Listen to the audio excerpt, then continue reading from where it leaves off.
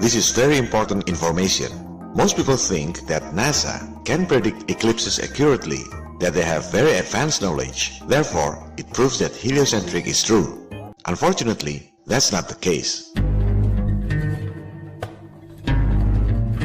All eclipse predictions provided by NASA, including this 5 millennium, 5,000 years of eclipses, are using Saros cycle invented by ancient Babylonians thousands of years ago.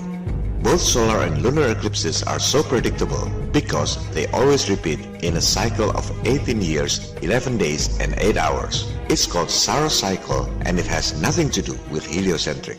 Ancient Babylonians believed the earth is flat, the sun and the moon are revolving around the earth, and so do the stars and other celestial bodies. They didn't calculate the distances, sizes and speeds based on false assumptions and speculations like heliocentric teachings. They simply observed the sky and took whatever it is. With that paradigm, they can predict eclipses accurately. Such predictions are impossible to be done using heliocentric model.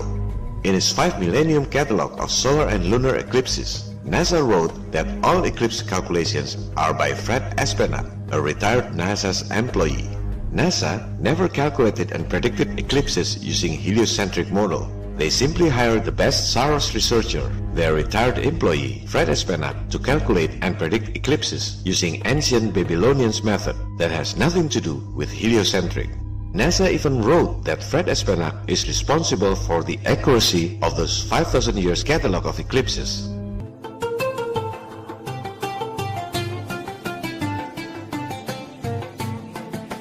For thousands of years, some astronomers collected eclipse cycle all around the world based on Saros cycle. They have started to do this long time before NASA was established in 1958. Astronomers like Fred Espenak simply collected eclipse database from other local astronomers all around the world.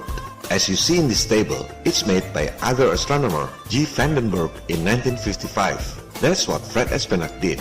He is a very good Saros researcher.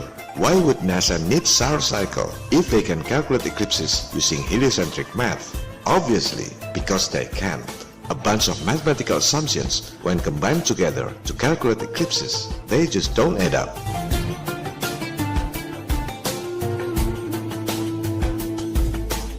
There's an interesting review from Matt Parker from Stand Up Maths channel. He's the only person who got prestigious title as London Mathematical Society Popular Lecturer, a very smart and articulative mathematician. Here's what he said about predicting eclipses using heliocentric math. And so I'm going to show you the mathematics behind how we can predict when they're going to happen. We can do the calculations on the elliptical orbit of the moon as the Earth goes around the sun, and we can calculate how often the moon goes between the sun and the Earth. Unfortunately, it's not that simple. It is a wonder we have eclipses at all. But then, out of all this chaos, another cosmic coincidence steps forward to save the day. It's called the Saros cycle, and it allows us to predict when eclipses are going to happen in the reasonably near future. Some thickheads still don't understand why NASA uses Saros cycle to predict eclipses. They say there are a lot of software predicting eclipses using heliocentric math.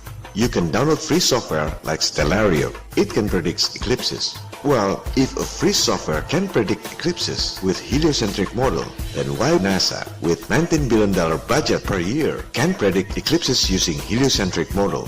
Which one makes more sense to you? All astronomy software are using eclipse database from NASA. It's not the other way around.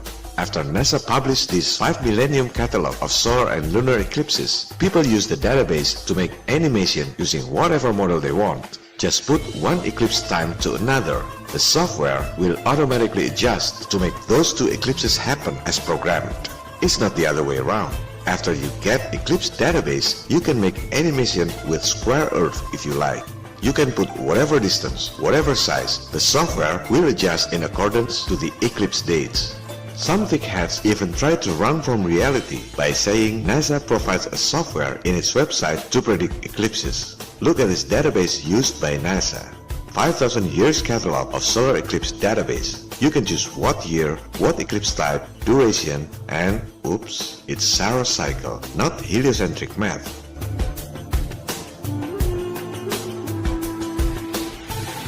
This is the 3D movement of their heliocentric model. The sizes, distances, and speeds are not to scale. This is just to make you have an idea of the true heliocentric concept.